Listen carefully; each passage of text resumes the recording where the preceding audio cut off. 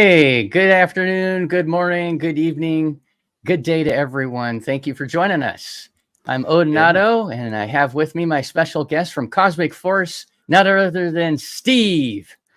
What's That's up? right. It's Steve. Yeah, all good. All good in the Cosmic Force world, if that's the right terminology, So I'm not going to I do the think so. cosmonaut terminology like I did last time.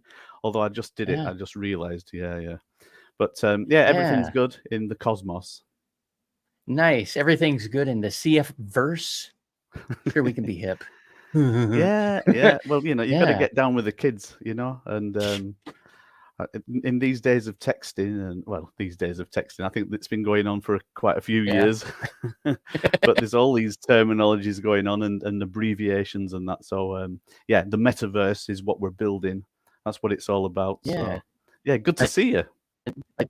Yeah, good to see you. Always good to see you and talk to you and pick your brain. And today we're going to do just that. We're going to talk about your awesome project, Cosmic Force, and the white paper that dropped. Was it Friday? Or was it Thursday night, Friday morning? Or well, we're in different time zones, but it was at the end of last week. And I have read through it twice. I sent you a message, I think, yesterday telling you that I read through it my second time. And and there's still stuff that I know that that's a lot of information in there, really good information. But I like how you and your team wrote that because it was, well, I'll be straight. Odie, your mic is really, really choppy and really bad right now. Oh, is it? Oh, that's not good. Yeah, I was just making sure it wasn't me only on the choppiness. Yeah, it's coming up almost everything that you're How about saying. That? Yeah, you turned into Doctor Who and the Daleks, I think. No, I can hear you. Is it clear now? Oh, nope, it's doing the same Sorry thing. about that. Oh, it's doing the same thing. Dang it. All right. Well, let me see if I can find a way to fix that. I feel bad. Sorry about that, guys. Let's see. Well, while I'm fixing that. There you go. There you go. Oh, is that better? Yeah. Yeah, it sounds better, but it looks like you're buffering, like you're not keeping up with your speech. Okay. Well, hopefully I can get that figured out. Thanks for joining us, Bride. What's going on, guys? What's up, buddy? Good to see you. Hey, everyone in the audience did that little tweak that I did. Chris said he could hear me better, but as everybody in the audience, can you help me out? Let me know. Am I clear or am I still robotic? You sound decent. Fixed. Okay. Thanks, Slim Dog. Yeah. Okay. Sounds good. I'm not sure what I did. I tweaked some settings yesterday, and I really hate Windows 11. I think I'm going back to 10. I've had too many problems. But Pride, when you're just joining us, we're going to, and since I was choppy, I'll try to synopsize a little faster. So we have Steve from Cosmic Force and the white paper for his amazing project. It dropped a couple of days ago. You probably know about that, Pride. And the focus of this show is on Cosmic Force. I mean, we can answer any questions and talk about anything, but the focus is going to mostly the floor is going to be Steve's as we go through the white paper.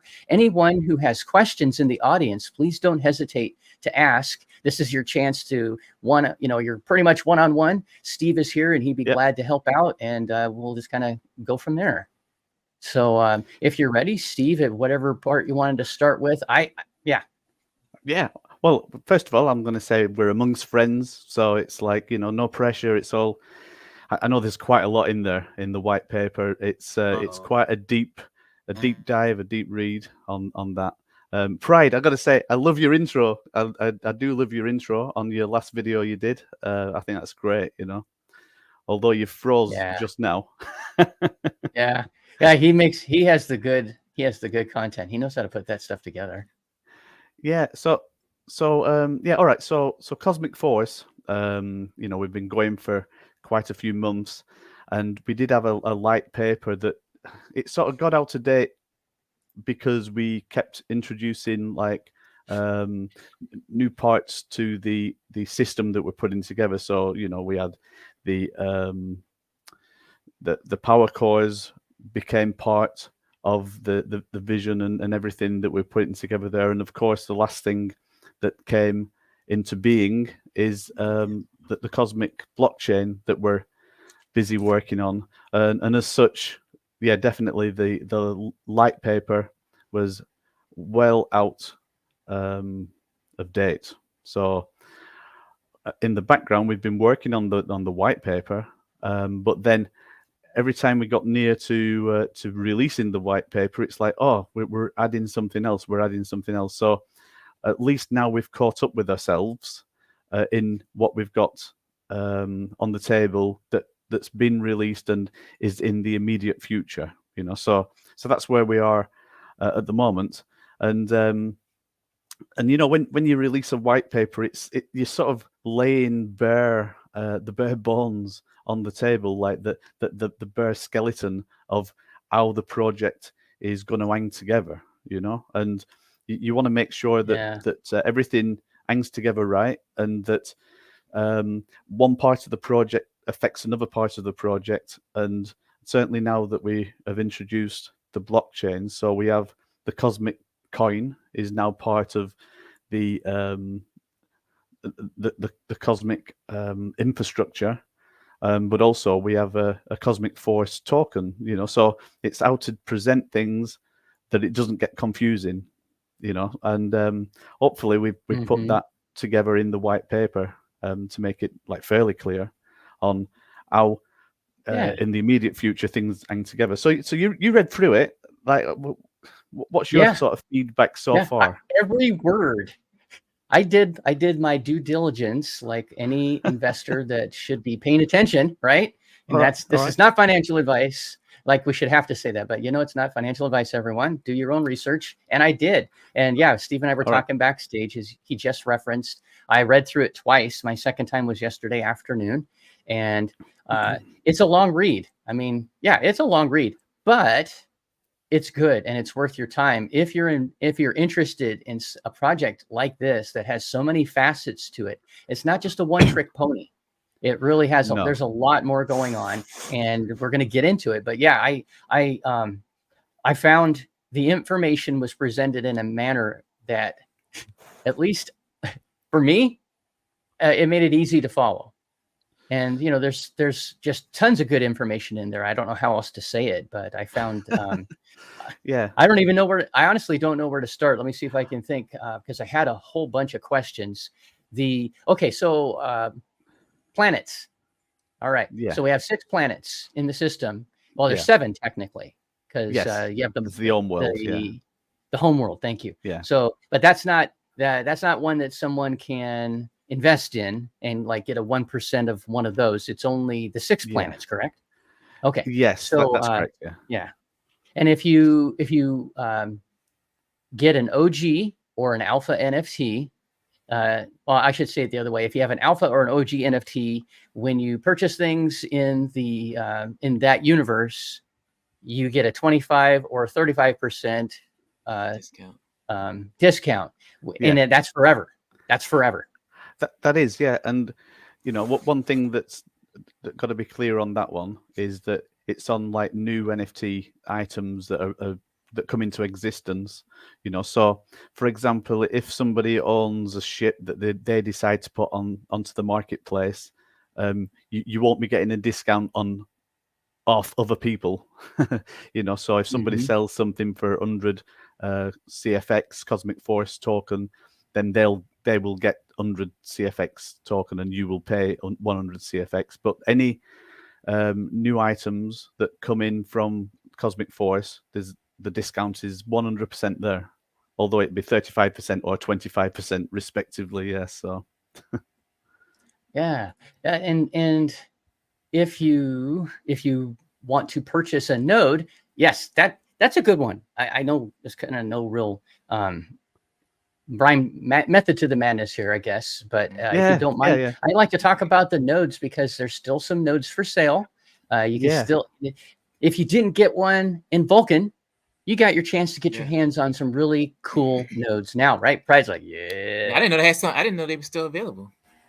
Yeah. I just went to the website yesterday, and Pride, and I was looking, and yes, there are still some available. And if I remember right from the white paper, they double in price after the pre-sale is over, which is yet to come. That's right. I remember that right?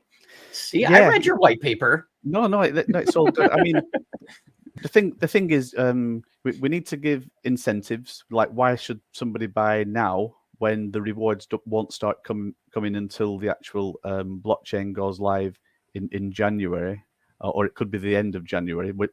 I mean, we are in the white paper. We say Q1, right? So that just covers all bases, because on testing it could end up being, in my mind, it could end up being beginning of February. But one thing I assure is, if we say Q1, it means Q1, you know. So I want to keep something quite solid on that one. But yeah, so what we want to do is, like, especially with items that may cost a little bit of investment. The reward, part of the initial reward, is that if there are any nodes left, like when we go live, then we increase the price. We're going to double the price on that. And not only with nodes, we'll be doing the same with the planet shares as well. So there's so many planet shares that are available of the 6 planets that are there, and we can go through the white paper and talk more on that front. But yeah, so we want it to be that right now it's all about early investors, and let's be clear about it. People are investing in a game that right now, to all intents and purposes, doesn't exist, right? And you guys investing are trusting that WaveM Studios as a company, we're going to deliver what we say we're going to deliver. And that really humbles us as a group, all right? So we are so grateful that people trust and want to work with us in what we're doing. And it's good that over the last weeks and months, we've been able to put out a little bit on the a bit of footage. I think the last footage that we've put out was some of the actual base station and the sim area for the simulator training that's going to take place on the first release of the gameplay. You know, so what we're hoping to do all along the way is, like, reassure and you know, put things out to the community to show, like, these are the stepping stones, and that as a community we can all see the stepping stones and we can jump on board. And this is going to be part of the initial alphas and the OGs. In general, the first cadets that are part of Cosmic Force, you guys get the first entrance into the game, into the sim training, and you're sort of trailblazers. You're the guys that are going to be out there, like, doing some initial testing, like, with us as well, and giving us feedback.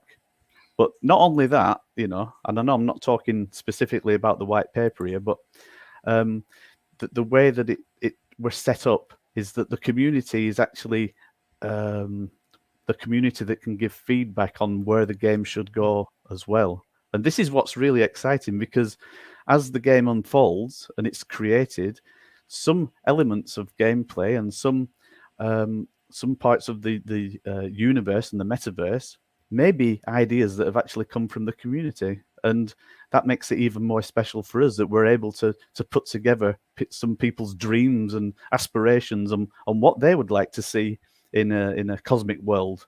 You know, so from the point of view of being the builders, we're very excited about the visual side of it. You know, the cosmic planets, the everything that we put into the gameplay. So the first person shooting, the dogfighting, the space travel, the exploration, the looking for resources, and you know, everything that goes with it, and all the economics, you know. So a little bit like EVE Online, we can do all the economic side as well. So we're really excited about all that lot. But underneath everything that we're doing, as exciting as it is, we need to have a good foundation. And this is where the white paper comes in. And this is where you guys come in, that are the early investors. And for this reason, we want to build a mechanism that, as time goes by, that everybody gets rewarded for what they're putting into it. You know, so it's not underestimated. like every dollar that anybody has put into the project so far. We appreciate that. I say it a lot, but without what's happening from the other side of the screen, from you guys, right? I'll look into the camera from you guys, then none of this would be happening. We would still be able to build the game. We would be a lot slower. There's a lot of reasons why you as a community are important. So the white paper today that we're going to go through is going to show you why you're important and why and how there's going to be the feedback mechanism to actually give back to the community, and it'll show the steps that we're going to be taking to become a fully fledged AAA game where we have the mass market and we have all the sort of players out there that literally are coming into gaming and they're literally just wanting to play a game. They don't even need to know about the blockchain or anything else going on, and they're going to be the guys. I'm not saying that feeds the fire, but you need. In the end of the day, we're building a product, and the product is a game that people gladly would give money to play and become part of. And it's sort of incidental that during gameplay you can actually build up and you can win assets that then you could actually sell and do things with. And this is where we're doing a sort of a paradigm shift on the gaming community. So what you end up having as a digital asset becomes worth something. It's worth something within the community. It can even be sold outside of the community, but within the cosmic world, the cosmic what do you call it? I don't know. The cosmic empire. I don't know what to call it. Yeah. It's not empire yet. Universe. Yeah, universe. Yeah. But within there, that's where the real value is. So. Yeah. And if I could, Steve, if I could jump in, RS had a good question about how much are the nodes? $500. Yeah. Okay. So but there's two types of nodes, though. Right. There's the one we call them 1% nodes, right? Which is the ones that are going to become like a full node 5 years down the line. So we can talk more about this later. But yeah, they're $500. Yeah, and I like Crypto's pride's passion on that. But I want to know if you have the OG NFT. Yeah. Does the 35% apply to that node? Yeah. So $500 becomes, if you've got an alpha, that becomes $375 with the 25% discount, or it becomes $325 dollars if you've got the OG discount, and so when we go live, them nodes will be like 1,000 each, and like, not jumping the gun. Wow. The way the nodes are working is that you don't have to get a dedicated server. You don't need to do all the things that you might think you need to do with a node initially. That's going to be 5 years down the line. So the nodes are going to be working on shared servers that are decentralized. So we'll be making sure of that, and we'll be running each server as a DAO, which means that the shareholders on the server have the say on what happens with the server, and part of the running cost is built into the mechanism as well. So it covers itself on how it works, and we can look at that in through the paperwork as well. Yeah. So. And if I could, I'll throw this out for those that maybe this is kind of a new idea, or you're hearing video game and pew pew, and maybe you don't do the pew pew, but you want to invest money, because there's really two major parts to this, which is where this comes from. You have the video game aspect, like Steve was alluding to, where some folks won't even care. They don't even, they just want to play the game, which is great, because we need folks to play the game for part two, which is if you want to be an investor, it's either you can do one, the other, or both. I'm going to be both. I would like to make money playing video games. I've never been able to do that before. I always spend money to play video games, and it'll be nice to get a piece. Well, you've got to be good as well, though. You've got to be good. Yeah, you have to be good. Skills. Yeah. And if I was 30 years younger, I still might. But I'm gonna be toast a lot. But yeah, so there's two sides to it. Yes. And so Slumdog asks, Steve, will a token project be able to build on the Cosmic blockchain? And do you offer any assistance to them? Yeah, so on that front, the Cosmic blockchain is initially being built for Cosmic Force, but what we're looking at with the Cosmic blockchain, we're looking at it being a dedicated blockchain to gaming. So it depends what your token project is. If it's related to gaming and it has an element of actual gameplay and the need for speed when it comes to the blockchain and the need for low gas fees, all that kind of stuff, then I mean the answer is yes anyway, because once the blockchain sorry, my screen went off. But once the blockchain actually goes live, it's open to anybody because it's an open blockchain, and anybody can come on and actually release a token on there. So this is what can happen. Sorry, I'm just turning my screen on in the background. Yeah. There we go. Oh, it's all good. I'm sure you program your blockchain better than that. I just messing with you. Yeah, I think my screen was on too long, and it's like thinking I've fallen asleep or something. But there is another element. Sorry, there is another element to the blockchain, and what we're actually doing, we're actually like creating tools for the blockchain that can help if you're like Web3 like game developer, and you want to be able to access and leaderboards and for example, if you want to create your own NFT tokens, we're actually going to be creating a toolkit. Now that toolkit, I think on the timeline, that's going to be maybe it's within the sort of second quarter of next year. So it's something that we're working on. But definitely we're going to be helping third-party developers like jump onto the blockchain. But we would like it to be like game related, like definitely very much so. I do know Slumdog is working on some interesting projects there in the background. So I think it's the gold XRP coin he's trying to bring out. Mm-hmm. Yeah. So maybe there's a gaming element that can apply to it as well. So but we're definitely there for other games as well as Cosmic Force. Hopefully that helps answer Razmataz's question, which I started answering before I brought it up, but it was a good question. So hopefully that helps you, Razmataz. So if you don't get into video games, whatever reason, that's great. But you want to make money, then definitely the benefits for you are you can own a node. Right. They have like Steve was talking about the $500 for the full nodes, as you might call them, and then you have a 0.1. So that's a 1% node. Is that the proper term, by the way, Steve?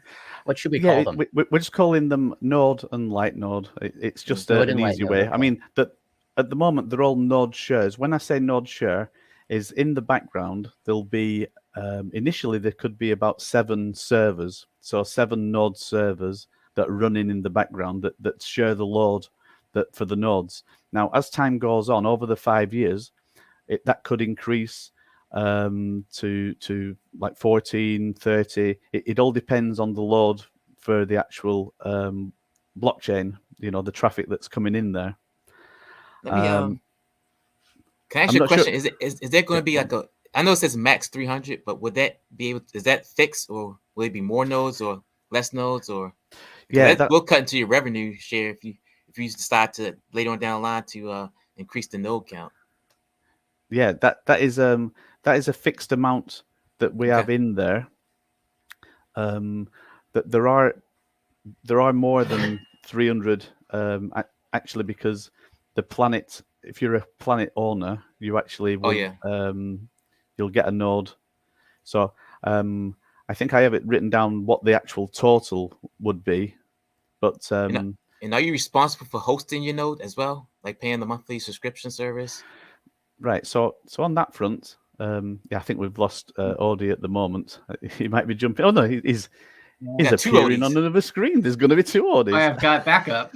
I don't know what happened. Something froze with the connection. So That's all right. So we're just talking about nodes and just going into more detail about the hosting side. And what I've said is that there are a number of servers that will be running in the background, and as a node co-owner, right, like a shareholder in the nodes, your node share will be running on whichever of the servers that are there that we will be organizing to be run on in a decentralized manner. So they won't be running on Amazon, for example. We're looking at a more decentralized way of doing that. So we've got a few ideas that we'll share with the community later. The cost for that, actually, shall we do a bit of a I'm trying to think now, should we start from the beginning or should we talk about nodes? Because there are some more details that can show visually to actually show where the money comes from to actually pay for the servers. But in essence, for anybody that wants to get into owning a node right now, there won't be any additional setting up that you need to do. You won't need to get a dedicated server. You won't need to pay any monthly fees for that. So everything that's laid out is what you'll be getting, So there's 1 million like coins that's going to be distributed to the community of node holders over a 5-year period. So that is fixed and in place. Yeah.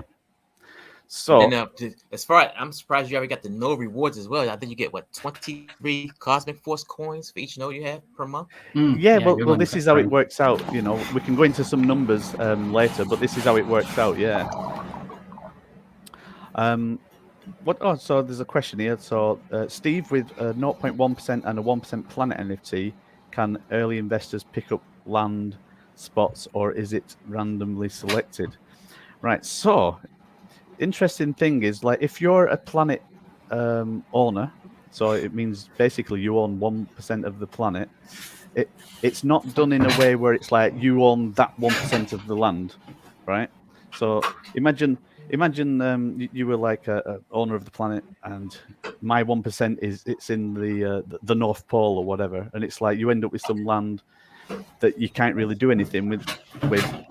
That didn't seem to be a good way of doing things. So the 1% actually is 1% right across the board for all the income that happens. So at the moment, there isn't any plans on releasing land earlier to planet owners. Whether that should be a perk for the planet owners, I don't know. We'll let the community tell us about that one. I mean, it sounds an interesting one. Yeah. But here's the thing, right? So when land is released, the first land to be released will be land that's to do with mining. So it's all the mining claims. Then later on, it's the land that will be used to build manufacturing plants or refining plants. And then it's really a lot later down the line that it becomes like more your residential, because in the beginning, it's all to do with surviving. We need to build the resources up. We need to mine. We need to we need to build the settlements, and the settlements will be fairly basic to start with.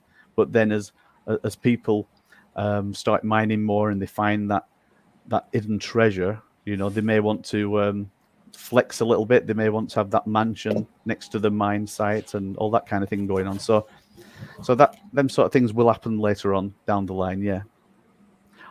But the important bit is any land that's bought on the individual planets, that 1% of all the sale will go to the planet NFT holders. So the percentage you have of that planet, that's the percentage that will be going to you. And also there's a breakdown of general income that comes in through wider sales on the NFTs as well, that actually gets shared between the planet holders. And again, it's in the white paper, and we can go into a bit more detail on that one. So I like that part, by the way, that it doesn't matter which planet you pick for your 1% or your 0.1. You get everybody. It's split amongst people on all 6 planets. So I think There that's is really cool. well, an element is split. An element is split, but there is still a choice on which planet you're a co-owner, because it's only if somebody buys some land on the planet you own 1% of, you'll get the share of that. Somebody that owns on another planet won't get the share of that, but they will get like overall income that comes into the treasury from the Cosmic Force sales. There is a percentage of that that's going to be going to planet co-owners. So I get asked the question quite a lot, like, which planet should I buy? Should I buy the red planet? Should I go to the extremes, to the cold purple planet or the red planet, or should I play it safe and go for the cyan planet or the green planet, where there's more like breathable air and it's a lot easier to live? And I say, well, it all depends on the psychology and what people actually want to do, because some of the more extreme planets could have the most rewards. And what we're finding so far is there are a lot of people that are sort of flocking towards the yellow planet and towards the red planet. It's like it's more risky, but potentially there's more rewards. And so, it comes down to you where you decide the places that you want to set up camp, or you want to be a planet owner, or you want to do the mining or the refining or the manufacturing. So on my screen I have got the white paper. I will try it. This screen in front of me here is a pretty low resolution, but what I will do. And while my connection had cracked out on my regular computer, did we talk about how many nodes are still available of each type already? Oh, okay, well, yeah, I'll look on the screen right now. Right, so for the normal node, there's 37 been sold, and there's 300. So it's 300 minus 37, which cool. So there's quite a few there. And then also on the light node, there's 300 available of them, and actually there's only 4 light nodes been sold.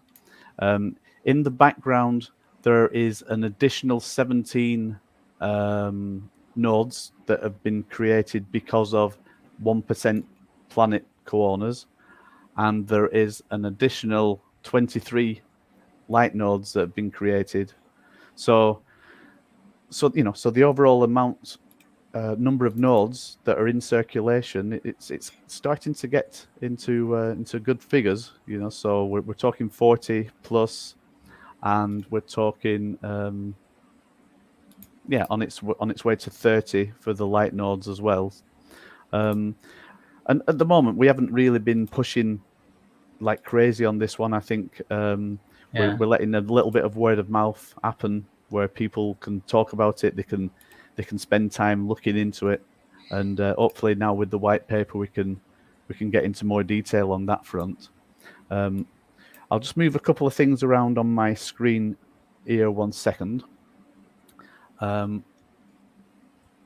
So hopefully that answered RS the question. And Tai-Ing, I think we pulled yours up. So nodes are a good way to make some passive income, like Steve's talking about.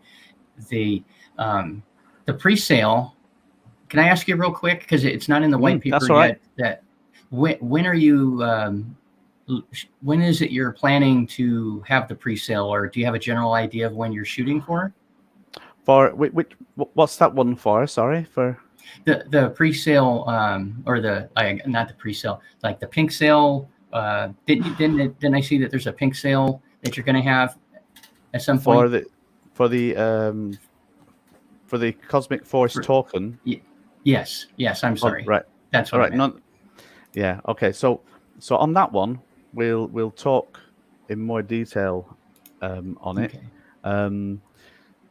because we've got some interesting formula that we're working with, and we're actually looking at the possibility of backing the Cosmic Force token up with gold.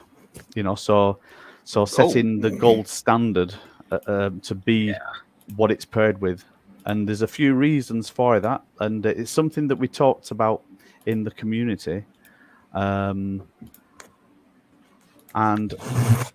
because of that, but not purely because of that, it may be that we don't go down the pink sale route, that we actually just launch into liquidity, because we, in the background, we have been raising like money, the CFX, so that there is like a thermometer. I don't know. Did you ever do that in the church and that, where it needed a new roof and it needed like the thermometer and you like color it in as it goes up? You know, so in the background there has been investments that people have made into it. Like some of the CFX have been consequently used to buy nodes and do other things as well. But we will be putting liquidity in from the Cosmic Force treasury side as well as, and yeah. So I think on this front, I think I need to sort of start from the start and then just go through a few details, and then we'll get into the meat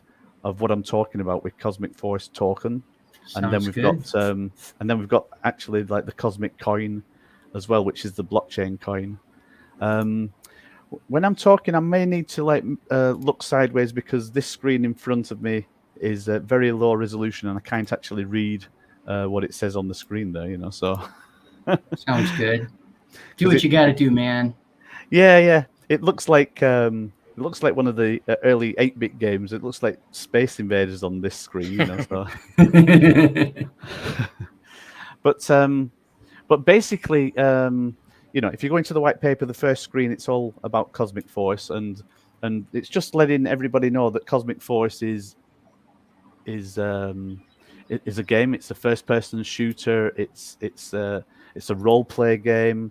It's going to be it's actually going to be in the future. It's going to be like a mass multiplayer game. So that's what we're aiming for in the future. In the beginning, it's single player, and it's going to be working against leaderboards. And part of the gameplay involves cadet training, where you go into simulators and you're trained up on Starfighter,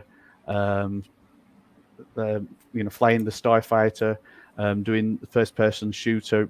You're actually going to be able to explore the planets, because we've got all the data in from the planets that is now being programmed into the simulator. So you'll be able to explore the planets in a good initial way.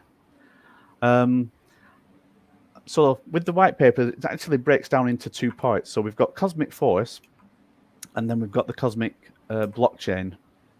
So the blockchain is, first of all, like, you know, people like ask the question, like, why did we want to build a blockchain, right? So at the moment we're on Binance, and Binance is very good. I mean, it's a good blockchain. It's a good, secure, stable blockchain to be on, and we're very happy for that to be the initial place that we've launched just now, and it's where the assets, as far as NFTs are concerned, are secure, like right now. But when it comes to gas fees for playing like games, and Audie keeps moving to a different screen. I know. That's great. You're like a time traveler, right? But yeah, so we needed to create a blockchain that could reduce the gas fees, that we could be in more control, and it was about speed as well. So we needed the blockchain to be fast. So we decided, and this was actually before some things started happening with Vulcan. We decided, actually, I think we're going to need our own blockchain, which is the gaming blockchain, and the blockchain that we're working on is the Cosmic Force blockchain. It's a next generation blockchain. We're looking that hopefully it's going to be up to 400,000 transactions per second, which, if you look into blockchains, is like pretty damn fast.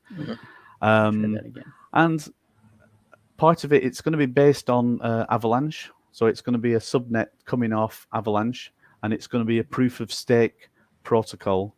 So what that means is that the proof of stake, the stake is the nodes. So the node NFTs are the stake in the protocol.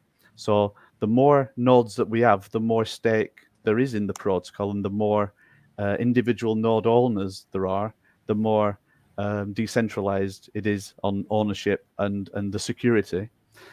The cosmic blockchain brings speed, security, low gas fees to gaming, and it's in its first project, Cosmic Force. So I think I just said this last bit here, like the Cosmic Force. Sorry, I keep saying Cosmic Force. It's been a long day. it's not too late here, but your day's mostly over, right?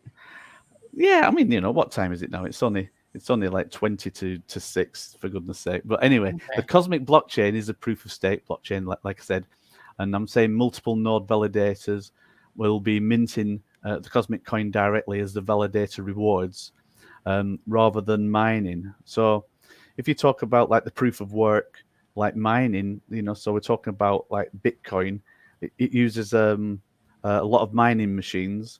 And if I could turn my camera over into that direction, like you'd see that we've got some GPU mining that we had set up for Ethereum, and we did use a lot of electricity on that front.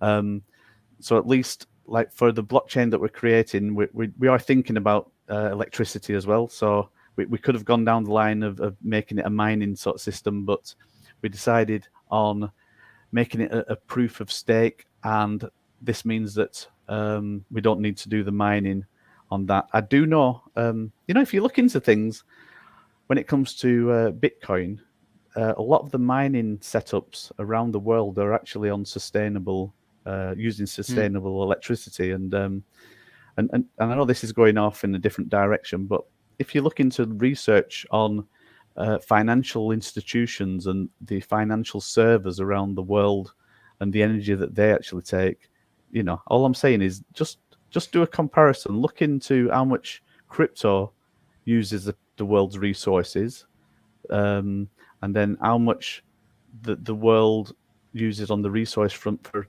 traditional financial systems. So, but anyway, we wanted to be. Oh, sorry. Could I jump into this question? I know it's a little different direction. Yeah. Slumdog asks, I'd like the planet owners to get at least one land plot. And then Ty actually follows that up with, will there be land NFTs released to buy for miners and farmers, etc.? Sorry to interrupt you, but I just kind of thought that these were sort of going with what you were saying a little bit ago. All right. Well, I think what I'm going to do, right, this is like a bit weird, but I'm going to go all the way down to the roadmap. And this will be a good way of doing things, because it'll give an overview on where we are now, what's coming up, and what's going to be in the future, right? So sorry about interrupting you there. I just thought that was some really good questions. No, that's good. One thing I can say is the planet owners, the 1% planet owners, they will actually, in theory, receive a plot of land as a part of the sale. But what that plot of land is, it has a building on there, so it's actually like a condo. It's like an apartment with a landing strip on there for your ship. I think I did have images of that the last time, but so we're just looking at that for being like a bonus for the planet owners. So you do get your personal space on there. There won't be a lot of other land. There won't be land for mining and etc. But there will be somewhere to park your ship and a big garage area to put some of your items you've been collecting, all that kind of stuff. So it is part of it. And I will say, like any ideas that come along, then we're very happy to listen to them. Yeah. How about a virtual lawn chair, so that when I'm sitting on my plot of land on my purple planet, I can kick back, enjoy the good life virtually, and get a virtual suntan? I was thinking like a beach, Yeah, and a beach. Thank you. Made Yeah, out of look, sulfur or some kind of cosmic material that's bad.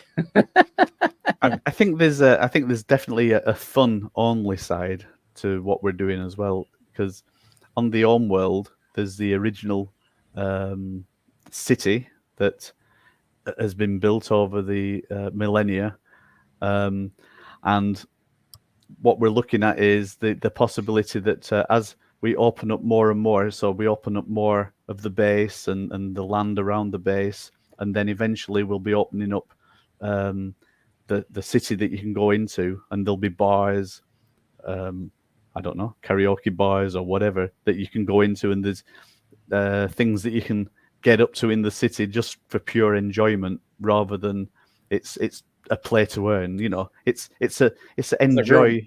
It's a real Yeah. metaverse. Yeah, exactly. It's a, you know, so in our opinion, like, it's all about enjoying your time. You know, you got to enjoy your time in the metaverse. You've got to be entertained, and you've got to feel like you're doing something constructive as well. You know, so if you're able to collect things and build things and do things, and if along the way you're going to be like earning something as a reward as well, then even better. You know, so. But yeah, can it also be third person? Yeah, so we can switch over from first person to third person. So that's something that we have like built in there as well. Yeah, I think that's pretty cool too. And that was a good question, Yeah. Rickness. If you get a chance, go into the Cosmic Force Discord. There's links there for trailers and such, or you can go to cosmicforce.xyz, cosmicforce.xyz, to their website. And there's also a ton of this information. The white paper that Steve's going over right now is there. There's clips. There's a lot of YouTube clips, and you'll be able to see the gameplay that's coming. And there is first and third person both. So it's pretty cool. Yeah. So on this overview, I'll just go through the roadmap and show, like, so in, you know, the first quarter this year is I would say the end of last year we were already working on things. We were like putting ideas and thoughts together, and if you remember, we put like a video up that was showing a starship flying into a base and landing, and it was a bit of a spoof because it was SafeUX at the time, and really it was a little bit of a spoof type of video that we put up, because it was all about fighting the FUD, which is quite funny to talk about that now. And at the time we were also looking at being part of the hackathon, which it got delayed and delayed and delayed, and it's hopefully like something's going to happen, and there's going to be room for developers and game creators to do something on that front in the new I was pronouncing it wrong, Vitruvio blockchain, you know. So Vitruvio.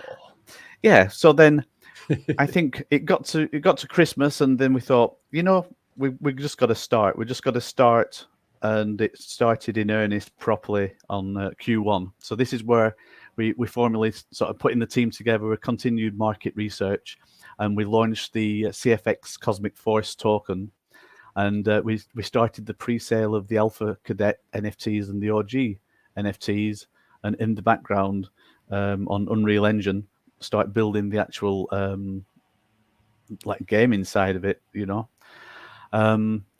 So Q2 we introduced the what we call the Power Core NFTs, and we're going to just go down the list and talk a little bit more about Power Cores. Power Cores are going to be very, very important, and they're going to be a fundamental NFT that's required over time to energize activities and the equipment and the mining setups that you've got.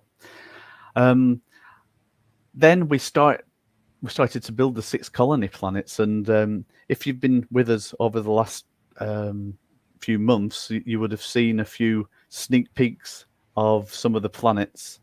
And I don't know, I'm feeling a little bit like people want some visuals, don't they? You know, it's like Yeah. it's a bit plain Jane. We can isn't it? barely see that. We can barely see that roadmap on the screen.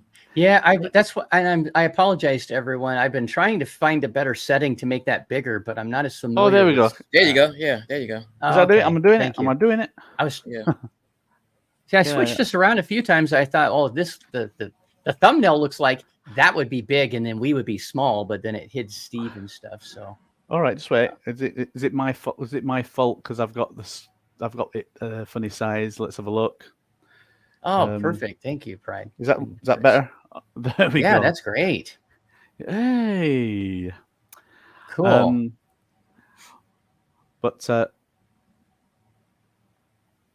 Yeah. So anyway, so over the last few months, there's been releases of drone footage of the 6 planets, and we've been putting together the look and feel of what the planets actually are, you know, and so I was just thinking, like, I can very, very quickly share this tab instead. I was going to see if I can pull it up. Oh, yeah. If you have it faster, then yeah, let's just go in. Let's go in, right? So I didn't realize it would follow me and actually do stuff here. So yeah. Yes. So for example, you know, like when we're talking about the planets. So fundamental to cosmic force are the planets. It's the solar system that we're in. It's based on TRAPPIST-1, which if you actually search that up as a Google term, you'll see it is sort of an existing solar system that has been recognized and is out there, but we've sort of claimed it for ourselves for cosmic force. And what it brings some realism to everything. So the statistics and the size of the planets and the distance from the star, all things like that are based on known factors. So we try and make things as realistic as possible on that front.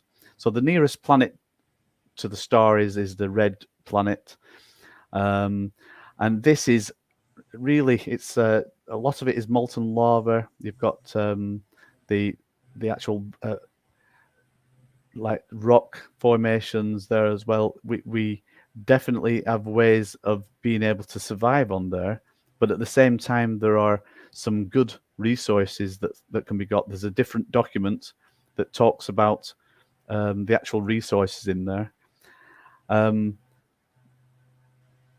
on here we can play. All right, so it's playing a bit of the audio there as well, just to give a little bit of insight. Visuals in the game, I think, are just really awesome. That Unreal Engine 5 it's just crazy how good that tool is. So the way we've been doing it over the last few months is that you know, obviously these planets do exist, and this is the initial footage that we've been getting in from the planets, and it shows that you know, this is a volcanic planet. There's a lot of lightning and thunder that happens. It's a very active planet, but it's a risky planet to be on. It's a risky planet to be on, but there could be good rewards that can come from this planet. Mm-hmm. You know, because each planet, Steve, has their own pluses and minuses, including minerals like resources, right? Yeah, like you're talking about. So not every planet has all the same resources. They're all slightly different. So that kind of lends to the economy, right? Because we're going to have people participating on all planets. If everybody goes to planet Alpha or Bravo or whatever, and they're all hanging out, having a party, nothing's going to happen if we don't have folks on all the planets, which they all have their own appeal. I like them all for different reasons, to be honest. The purple one and the Earth-like planet that's almost all water, they all have different appeal. Yeah, and you know, so some resources on the planets, like you say, it could be that one of the planets, that's the only place you can get diamonds, right? But all the planets need diamonds for the cutting machines, for the manufacturing side. Another planet might have some of the ingredients that are required for for the computer boards, and so there's this economy that will build up over time where there's interplanetary trading going on. So I'll jump forward a little bit on there, but and this is more the yellow planet. And so what I'm saying is during the sim game play, everything that we've scanned and we've created in the background, because what you see in here, we've created the worlds that you're actually looking at, so but for the purpose of the actual drone footage, we've actually descaled the actual video quality. It's going through a drone, but the data is in there, so when you come into the sim gameplay, you will actually see it in more technicolor, and then of course when you fly into the planets, it's in full glory then. But and then just to show a little bit of contrast, we go to planet 1B, which is it's a little bit different. You know what I like about this footage? It shows we're going to be able to fly between planets, right? We're going to be able to take off from one planet, go into space, fly through space, and then go through the outer atmosphere down to land on another planet. And not just, okay, I'm going to push a button and then you dematerialize and then poof, you're at another planet. The gameplay, I think, is really cool from that aspect, because I like anything to do with aviation and outer space and flying. I'm down. Sounds like Pride is. It reminds me of like the old school game. We all old on here, so it's been Flight Simulator. Yeah, exactly. Yeah, and I think a big part of Cosmic Force is that adventure aspect, being able to explore and find new things. So the way that we're working with the planets, and this is something that doesn't occur with all games, but and even Starfield that is just being released now, and looking at Starfield, it looks absolutely I was epic. looking at that yesterday.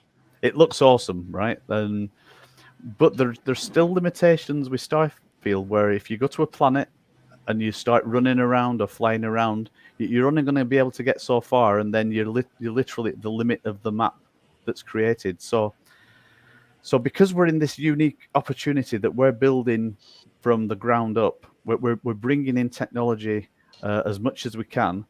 And one thing that we're working on, as well as being able to put the detail in the right places on the planet, we're building on a procedural way, which means that we want to be completely open world. So Audie, when you say you can take off from one planet and you can fly to another planet and you can get right down to like the blade of grass in front of you, then that's the kind of thing that we're working on, so in the background, we don't want to do something that's just good. We want to do something that's really good, and it's the only way that we can compete with the big boys. I know it's raining and everything. Check that out. Yeah, feels like where I'm at right now in Seattle. That's it. And this is Matt. Like, Matt has got a passion for creating what you see here, and it's like a rainbow. I think there was a rainbow on there. It looked like a rainbow. I swear, it looked like a rainbow in the distance. But you can tell he has a passion, because the amount of detail, like you're talking about, is unreal. I mean, you can do clouds one of two ways. You can either make it look like a plane. Well, it looks good until you get close, and then it's just a flat little 2-dimensional. But it looks 3-dimensional. I mean, it looks like you can just go through the mist of the cloud. Yeah, and very cool. Every planet has got different characteristics, and there's different, like I said, there's different artifacts that can be found. When I say artifacts, there's like actual ancient alien artifacts that can be found as well. There's some special crystals that can be found that are the crystals that are used to create the power cores. So there is the possibility of mining, finding the special crystals, and then getting them refined into power cores, and the power cores have got a monetary value, and then you sell them on the marketplace or use them towards buying new NFTs. So, so we're thinking as deeply as we can on how the economy all comes together, and then I'll just do one more. Should we do the cyan planet, or should we do the purple planet, or should we do a little bit of both? Yeah. Why not? I like the cyan planet because it's a lot like Saturn with the rings. I think that's pretty cool too. Yeah. Or no, no, the other one. It's the other one. Oh yeah, you like the you like the. But yeah, so we've been putting something together that's got an air of mystery to it as well, because go on, Audie. Oh, I'm sorry. I was going to ask if oh darn, it just went right out of the other side. That's all right. If we could touch on bit cores and cores and how those play into the universe as well when we get a minute, that might help folks, I think, also to understand. But and then we'll quickly. I just felt like it's a little bit dry as a presentation if we just go through all the text. So it's like here we give some context. So these are the planets. This is what we're talking about. But we're talking about a civilization that escapes from Earth because Earth is a distant past memory. They travel through space on a pre-set target to come into this TRAPPIST system, and they end up being on the home world, and they're sort of stranded a little bit on the home world because the technology that they've brought, they haven't really got the technology to carry on exploring the planets. And then they discover power cores and they discover ancient artifacts, and they're able to take elements of the ship that they brought, and over a period of time they're able to build these ships to then start exploring the other planets. And then it's all about settling on these other planets and building up the resources and basically carrying on civilization. So that's the backstory on what it's all about, and this is what the planets look like. So we can talk about power cores. Just to show very quickly, the purple planet. I remembered. So would you be able to land your ship on your property, if you will, or just anywhere on the planet, whether you own land or not, and just kind of kick back, relax, and because the planets rotate and they orbit their sun, etc., they have days and nights, right? So would you not be able to hang out and watch the sun go down and the sun come back up? Yeah, so that's an interesting question, and it's one that we're exploring as well, because these are procedural planets, and they are and each planet, if you look into the details, they all have a different sort of rotation around the sun. Like I say sun, it's a star, but and also they've got the how long a day is for each planet, and it varies very much. So the question is, if you went and land on the other side of the planet that's in the dark, would you be in the dark? And the answer's got to be yes, because they exist. And then if you're on the planet and they're actually rotating, will you come from the dark into the light? And the answer again has got to be yes, because that's that is what's happening. That is the actual physics of the game. That's what's in there. Yeah. That's why I wanted to point that out. That's how deep you guys are going into this stuff. Yeah. It was a rhetorical question, but yeah, I think that I'm a space geek, right? Pride's a space geek. We're all space geeks.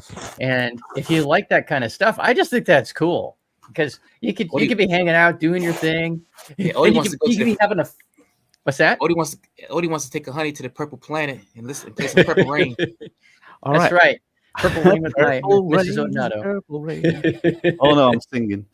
But one interesting thing is, because these planets are so big, and some of them that they might be like slightly smaller than Earth, or the same size, and so imagine that you could travel anywhere on the planet, and you can do the same with these planets, and some of them have seas, etc. But you could land on an island somewhere or a desert, and you're in the middle of nowhere, and you can explore and look around, and there could be when we're in like the multiplayer mode, there could be like hundreds of people on that same planet, but you're walking around or you're flying around and you never see anybody because it's so big and vast. So we will centralize places of interest, where the main settlements are, because you need to have the place that people can come together. But if you wanted to wander off into the sunset and come back a month later, you could do that. You're most welcome to do that, and that's the thing that's exciting about it, So you can play it any way you want to play it. Yeah, right. So you don't have to be set to one storyline or one path. You can do a little of this. You can do some mining, a little manufacturing, get some blueprints, make some stuff, go sell it on the market, and then shoot someone who's wronged you in the market. Yeah, you can do Indiana Jones on them. Yeah. Yeah. So the thing is, yes, there is like an overall story and a push that we need to put into the game, and it literally is at the moment. The story is you're there on the home planet. You're going through your basic training. You're going to go through simulator training. At the same time, the starship that you've got is in the progress of being built. You may see it in a few stages of completeness, of it being complete. There's an off-world space station that is actually being built also, which is a staging post for the transportation to the planets. So at the moment, we haven't announced or shown any designs or anything like that. So if you imagine the home world, orbiting around the planet is the original like space transporter. That this is like old school technology. So it is somewhere that you'll be able to go and explore and see some of the old tech that was in there. So there's going to be some missions that are based around that. Then there's going to be missions that are based around the new space station. This will be the initial flying that you'll do in your real ship. And then it's the staging post, and it's like, right, now you jump on a transporter and you're off to whichever planet you want to be going to.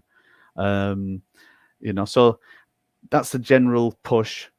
And then there's going to be a few surprises along the way. So overall story, individual missions, leaderboards, and just a way of pulling it all together, So what we don't want it to be is restrictive. We want it to be like you can do whatever you want to do, but there will be a direction. And if you want to be like the first person to be on certain planets, to look around and do whatever, then you'll be following the narrative as it goes along as well as the game releases.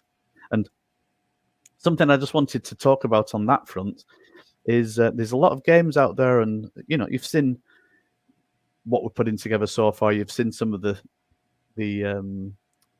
footage that we've got of the base and the simulator rooms that we show. I think was it on the last show we showed that, or it might have been the one before. But there's a lot of games out there, and they may raise quite a bit of money, or they may be part of a bigger games company, and they spend a lot of time and money, and it could be like 4 years or even more. And it's like Starfield. They want to release a completely finished game, and it's good to do it that way. We're doing it in a different way, and it's not saying that we're not releasing a finished game. We're releasing stages of a finished game. So the first stages are the simulator training, and then the next stage will be more simulator training, more exploration on the home base, and it's just going to get bigger and bigger as the sort of metaverse unfolds to the players. And it's the way that we can release earlier and not be developing for 3 years and nobody sees anything, And I like that. It's the way. It's a risky way of doing it. We're playing it risky, by doing it this way, but at the same time, we get early people in the gameplay, we get early feedback, and if that means we do early fixes or early changes, or the feedback's all good, that's great, you know. But as we go on, it's just going to get better and better, you know. That's what I'm saying. So Q3, and that was all about the pre-sale of the Planet co-ownership NFTs, the gaming blockchain evaluation. We started looking into that, and then, of course, we announced Cosmic Blockchain, and also then the Cosmic Node and Light nodes have been launched, and we've partnered up with a company called SparkNet, who are a partner to Avalanche. So in becoming a partner to SparkNet, we become a partner to Avalanche. So are you asking a question? Cool. Who is SparkNet? Is that what you were going to ask? No, I was actually going to say, because I already know, but I do appreciate you mentioning that. Now, I was going to say Avalanche. I like that.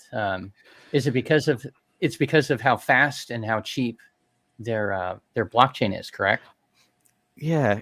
So in the beginning, when we were doing research, it was between Cosmos and Avalanche, and Cosmos nearly had it, but then with the functionality and the support that we could get from SparkNet, it just tips us over the edge for Avalanche. Avalanche seems to be a flexible blockchain that runs like pretty fast. The way that SparkNet are integrated into Avalanche makes it even faster, and there's a lot of extra functionality and extra things that are going to be coming out along the way with SparkNet that's going to make it even more exciting to be part of what they're doing. And one good thing is because they're working with other game companies as well, right? So that they're in the ecosystem. You know, Cosmic Blockchain will have its own individual blockchain on a subnet, which is part of Avalanche. SparkNet are working with other developers and other game companies, and they'll be creating like their own blockchain, which is geared up towards gaming. But what it means is that there'll be like central listings. I guess a little bit like Steam or whatever, but not exactly like Steam, where Cosmic Force will be featured on various listings. I think that's what I'm getting at. So we will become one of the games up with other games that are part of what's going on there. You know, it's kind of like a centralized place like Steam, like you're saying. Yeah. Where people can find you. They can find others, but they can find you. And can I throw something in that I think is really amazing about your? You guys can throw anything in, because I do talk a lot. the wallet. When I was rereading the white paper last night, and it didn't hit me the first time I read it. The second time I read it, I was like, wait a minute. You want to talk a minute about that? Because I think folks would really, we've had a few folks that have said, hey, I'm not really into the gaming aspect, but there are some people that are, and I think that this is good for them. Yeah. So on that one, this is where we're up to now on Q4. But if I just fast forward and I go to Q1, so I have got something in Q2, right? And the bottom item here, it says launch easy player sign up via debit card PayPal solution. And that's what you're talking about, isn't it? Yeah. Mm-hmm. So on that one, like where I can go on that one is to our mission. Is it? I think it is. Right. So first of all, I just want to like cast your eye on this. This is Cosmic Force. This is the original 8-bit shoot 'em up game that we did. It's a full 8-bit game that you can play. It's in the style of Defender, Galaxian, and Vector Graphics 3D Star Wars. I'm going to say this right now.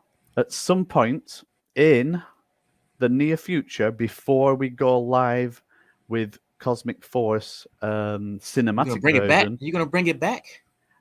Well, what I'm going to do, we're going to be doing like a little bit of an airdrop. When I say airdrop, I think it warrants being an NFT. And what this NFT is going to be, it's going to be to every single alpha, and basically every cadet is going to get an NFT airdrop, and this NFT is going to give you sort of part ownership of the original 8-bit shoot 'em up game, and in there will be a link it's the planetary storage system, so it'll be a persistent storage of the source code for Cosmic Force original, and you will have it locked into your NFT. But as well as that, there'll be some supporting documents where you can actually download the executable, and you can run it through an emulator on your PC, and and you'll be able to do your shoot 'em up to your rights content of the original 8-bit game. So this is something I've said on this show. I'm writing it down now that that we're going to make that happen, because I think it's important that everybody that's part of the new Cosmic Force should be a nod to the old Cosmic Force that people can see and play. Absolutely. There you go. So anyway, I love that. Just looking at that on the screen takes me back. And so, yeah. Everybody each to their own, but that takes me back to playing in the arcades as a kid in the 80s, and throwing in, plunking those coins in and playing Defender and all of those old classics, and then, sucking really bad. And of course, now we're talking about cinematic. We're talking like new functionality. I've just seen what time it was. It was like, because time has jumped. Just while I'm passing over this screen, the Cosmic Gaming Developer Portal. This is where we're going to be creating some SDKs for fellow game makers, and like Slumdog said, these SDKs will be available to guys that want to do like Web3 integration on the Cosmic blockchain. So that's a great thing. There's so much in the white paper that that actually I might be like going over things just a little bit, just to let people know what's happening, but you may need to like revisit the white paper and read it again after watching this video, because one thing that we decided to do also, just while I'm on this screen, is incorporate into the nodes that the nodes actually become the multiplayer gaming servers. So right now, if you were creating a multiplayer game, what you need, if you were using the blockchain, you need the nodes. That's all to do with the blockchain. But if you want to do multiplayer, you need servers that will replicate what the other players are doing, right? So these are called your multiplayer gaming servers. And in normal circumstances, these would be separate servers that would be a separate cost to Cosmic Force. The idea with this is that instead of having additional other servers, we actually put the multi-gaming server into the nodes as well, and that the rewards, there's extra rewards that will be going to the node owners, because during the multi-game player server sessions, it'll be writing data to the blockchain, which then becomes gas fees and actually then comes back to the node owners. So this is a way of incorporating the two together. So the more nodes that there are, the more game servers there are, and it's like decentralized. It becomes faster and faster. So basically, as the game grows, the servers grow, and the infrastructure of everything it's just sort of mirrored as it all grows together. So it's something that I'm not sure if it's been done. We've talked with. We've had advice on this. We know that as a gaming server, it doesn't use any graphics. It doesn't do anything elaborate on the graphics front, and it's all about data. And the servers that we're planning on running will be very much fast enough to cope with both being the blockchain servers and the multiplayer servers. So exciting things. So we're trying to think into the future and think what would be a good feature to incorporate, and this becomes one. It becomes a good way of doing things. Now, this is what you're talking about. Mm-hmm. Yeah. So simplify the process of launching your Web3 games. And I've been sort of focused on this. I can see there's quite a few sort of people in the chat there. And I always like to point out Fowler because he is number one. He's the number one guy out there that is passionate about this side of things, right? Oh boy, because, is he! oh yeah, and there's a good reason why.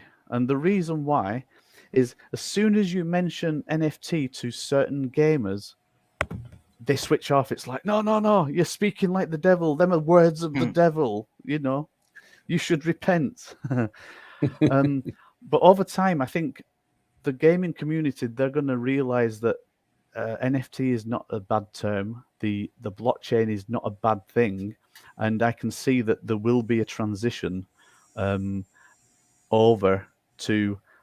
We've got a market overview actually. We did market research, and we'll not go into it today. But there's a lot of reasons why traditional gaming is going to move over to the blockchain because it needs to. It needs that security. It needs that decentralization, and over time, NFTs and the blockchain aren't going to become bad words. But in the meantime, there needs to be a mechanism in place that it doesn't hide the fact that there's a blockchain in the background, but it just makes it easier for people to onboard, people to buy the game, to get into what you need to do. So we have got Cosmic Blockchain aims to simplify the process of new players buying and playing Web3 blockchain NFT games, starting with Cosmic Force. So if you listen to what we're saying there, we're not restricting it to just Cosmic Force. We're saying the technology that we're going to be putting together will be available for other game makers that become part of the Cosmic blockchain, use the same tools. So through this process, there may be partnerships that we put together with companies that do the on-ramping, the off-ramping side of things, because we need that interface to be there, especially if we start talking about PayPal and all these sort of things. Then we need to talk to PayPal. We need to talk to a partner of Visa. Interestingly, my background for the last 8 or 10 years has actually been in payments. So when it comes to taking Visa payments, doing chip and PIN payments, everything to do with contactless, I've done it. That's what I've done for 8 years. So I know about that. Wow. Now the interesting bit is how to bridge that between the blockchain and traditional fiat payment methods. So that's the interesting bit. And there's a lot of companies out there that are doing great work that we can work with. And I know Pride. I think he's always talking about like certain companies that do that kind of thing, like now for off ramping, all that kind of stuff. So that's it. Spritz, that's the one. Mm-hmm. So with this, the current process right now is, we create a wallet and we securely store the seed phrase. We on-ramp whatever method we use to some fiat money, and then we can put some money into our wallet and in whatever crypto you want. Then we go, maybe go to a DEX or a central exchange and buy tokens, make sure that we've got the right token in there to cover gas fees. And then we find the right place to buy the game, buy the NFT if it requires the NFT to play the game. So then we buy the in-game NFT and then we download the game and we play it, right? So that's pretty straightforward. Nothing wrong with that. Why normal, unfortunately. What's stopping people doing that? I don't know what's stopping people. You can just do it. Or you could do it a different way, right? And this is for... I'm thinking like some players later on that that they're not too bothered about the economic side of gameplay. They're not too bothered about being a baron, being like a big landowner. It's like they just want to play the game. They just want to. They've seen videos of it. They've seen all these reviews. It's this looks great. I just want to get in. I just want to play it. That's all I want to do. So a different way of doing it is using some traditional methods. I say traditional computing web methods that are out there right now. And we've all done it. We've all signed in using Google or Facebook or your Apple ID, and it could even be something that's not even listed here, right? So we're not saying that you need to like KYC. You need to like completely fill in your home address and your doctor's name and all that kind of stuff. You just need to log in with some service that you're associated with that gives enough security to know that you went through certain processes with them. So if you're authorized through them, then you can be authorized through what we're doing. In the background, a custodial wallet will be created because there still needs to be a crypto element to what's going on in the game, and then you'll buy the in-game NFT using your debit card or PayPal. Now, that even that sentence won't be there to the person jumping on. All they'll see is that they're signing in with Google or Facebook or some other method of signing in. It creates an account. In the background, it's created your crypto account, and there's a link there now, $25 or whatever it was for you to play the game. There's a link there for you to download the game, and there you are. You're a cadet, and you're in, and you're playing. So all this time, you're allowed then to actually win rewards. You're winning NFTs. You're doing everything that any other player would do, and there will be a point in time when you become more educated, and maybe, I don't know, but we have to think of the implications, right? So one thing I'm going to say right now is we don't like custodial wallets, right? We don't like that. We believe that every player needs to have their own wallet and their own seed phrases and be in control of their own sort of finances that way. But in the first place, we have to be custodians, but we'll be setting out a method that you can actually progress then to your own wallet, and then everything's transferred to your own wallet, and you can carry on. And maybe it's at a point where you can win so many rewards up to a certain value. After a certain value, then it's going to be pushing all the time. You need to secure your wallet. You're using a custodial wallet. It's time to go through this process. By that time, I think a player will be committed, and they'll understand the value of what they've got. And I think they will then go through the process. So it's not an easy egg to crack, this one, but it's one that's necessary. What do you think? I like the way Sounds you're going with that. Right? Go ahead, Pride. Yeah. I was gonna say I gotta take off, guys. Sorry, but I gotta check Right out. on, man. No, thanks for being here. Always appreciate it. Brother. I appreciate it. Yeah. See you later, Pride. See ya. I like your solution, Steve, that you guys have, because it is a pain in the butt. It's a serious pain in the butt to get into crypto. And if it, like you said, if you're someone that just wants to play the game, I just want to go pew pew for a while or hang out at my on my planet or whatever. You can just, if you just want to do that, that's great. If money is not on the brain, you're not doing this for passive income or whatever, that's cool. The fact that you're going to make this so easy, so any of us can talk to our friends, our family, which is what we usually do when we see something, we buy something that's fun, right? Oh, I just bought Doom. You got to check it out, boom, boom, boom, and or whatever it is, right? I love Doom. Or Candy Crush. Fantastic. Candy Crush, gosh, yes. You're pushing it now. Yeah. And so whatever it is, I think it's great that you're making solutions like what it says, cosmic blockchain solution. You're making two solutions. You're making it easy for end users to be able to be a player in the easiest way possible, and they don't have to do this NFT marketplace and go to a decentralized exchange or a centralized one or blah blah you blah. might have just dropped out for a moment. And I also like that you have the solution with the Cosmic blockchain itself, where the developers can come in with their games and tie them into your blockchain. So Cosmic Force will be the flagship game, but it'll only be one of many. And so here's a question that I have. It looks like I'm still live and Steve is frozen, or is it the other way around? Can anyone in the audience or Biz, anybody, or am I still showing? Something about the internet today is just not being nice. There you are. Okay. Well, I thought it was me. On that occasion, it looks like it could have been me. So, we're traveling around the world.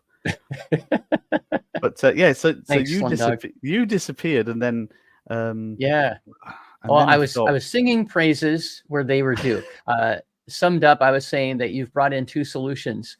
The Cosmic blockchain solution, you're able to, someone can say, hey, Joe, hey, mom, hey, dad, or whatever. You want to play this game? All you got to do is go do an auth login, which, like you said, almost everybody's done. Use your Google ID, Facebook, or whatever. We've all done it. And then bada bing, bada boom, you're in, instead of having to go through that laundry list like you had up there, which is what we've all had to do to get into this before.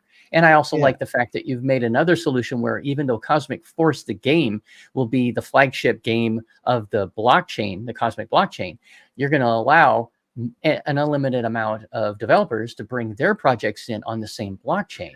And every time they use Cosmic Coin, which will be the gas currency, right? On the blockchain for their game, doesn't have to be Cosmic Force. Boom! If you have a node, or if you have something that or part of a planet, you're going to get some passive income. So I think it's a win-win all around. And a part of the secret sauce behind the Cosmic blockchain solution is that we don't want these players. Well, we don't want any player to have to think about gas fees when it comes to the Cosmic blockchain. So the way we've actually tackled this is that through NFT purchase, through Cosmic token purchase, when you buy a Cosmic Force token or you buy NFT, there's money that goes into the Cosmic Force treasury, and the treasury, and I'll try and find where I talk about this. I'm on the wrong screen there. Let's go. There we're just talking about AI. AI is going to be very important when it comes to the game, but I think we can have a full session just talking about that. Oh my God, you blow my brain into. There we go. Right. So, Cosmic Force Treasury, so funds from CFX, Cosmic Coin, and NFT sales go into the Cosmic Force Treasury, which distributes funds to game rewards. Also, it puts funds into the Cosmic Force CFX liquidity and the Cosmic Coin liquidity, and also then the game development fund.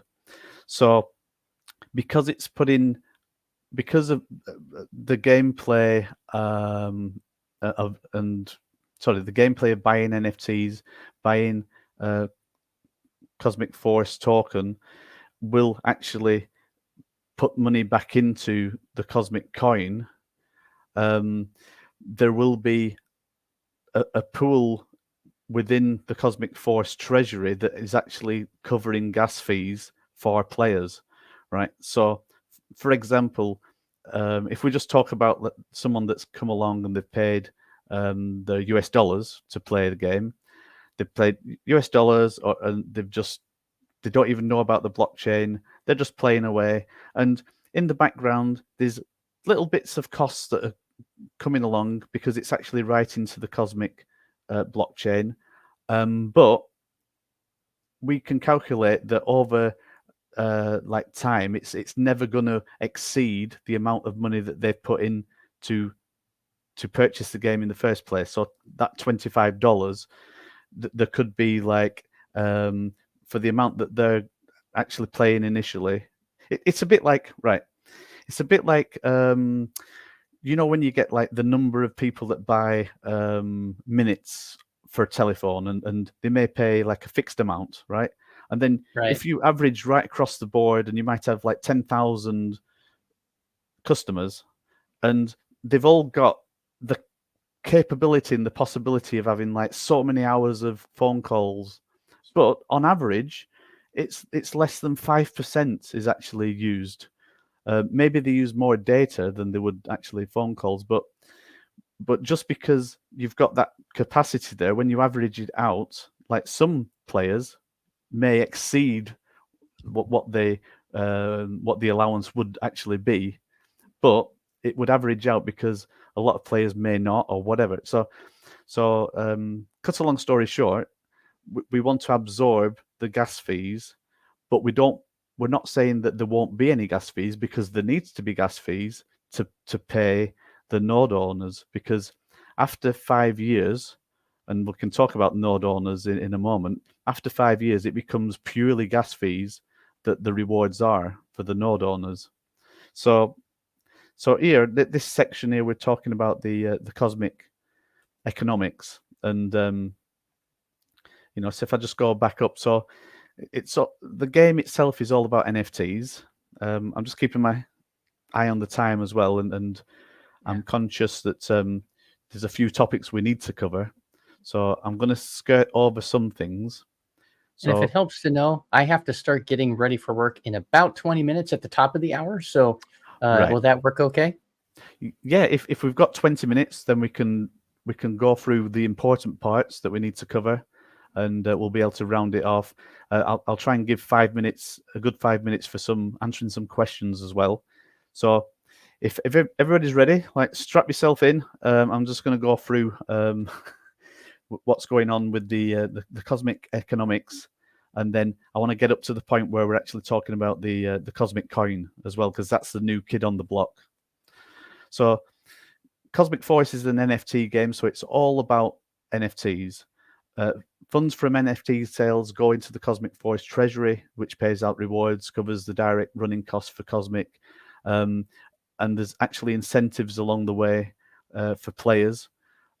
You know, we want to build incentives into the game that it keeps people in the game, and they want to play it more and more, so they want to enjoy it, but also they can win more NFTs, and it's really putting gamification into the economic side of things as well. And to answer some questions that I might have seen earlier, is you don't need to just play the game. You can actually become an investor and a planet owner and a node owner and earn in a different way without playing. But if you do play, the initial training and the initial gameplay is going to be all about the leaderboards, and you're competing against other people doing certain missions, whether it's in the simulators, and the people that come up on top will be, you know, and I wrote down here, there's going to be diamond, gold, silver, and bronze levels for the top levels. So there'll be 4 rewards at the top of every tournament, and these are the NFTs that you get that you can then sell on the open marketplace. So going forward, we talked about the treasury. We did talk about planet co-ownership, and this is income based, and you get the income from the land distribution on your planet, plus you get income from the actual central income that comes into Cosmic Force. Mining resources. Now, the mining resources, refining, and manufacturing, it is listed in the roadmap, but we haven't put the details down of any pre-sale, because there is a pre-sale that's going to come, but it's going to be probably the end of October. So when we have the finite details, we'll put more detail into the white paper. So it'll become version 1.1 at that point. But mining resources, you can decide which planet you want to co-own or mine or settle on.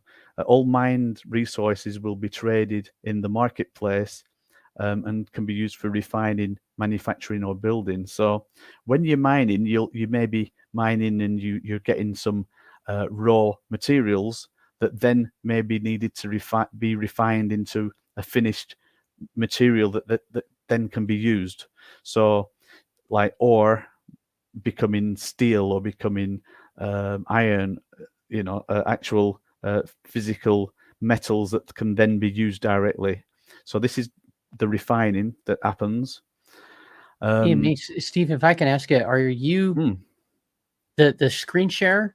I don't know if it's matching what you're looking at. It's still on our mission, but you're in cosmic economics, right? Isn't that where you were reading from? I just wanted to make sure, because what you're talking about, the screen still shows that we're on the cosmic blockchain solution. Are you able to see that? I just wanted to make sure I was tracking with you. Well, that's crazy, because on my screen, like looking on my screen. Here, how about I remove it? Yeah. And then we'll add it back. Oh, it's not showing up. Yeah, okay. It's coming up blank. If you can either keep doing that, or if you want to remove, you can remove here. Let me do this. Okay. Yeah, maybe resharing it. You know what? I think it might have got stuck. It's got stuck.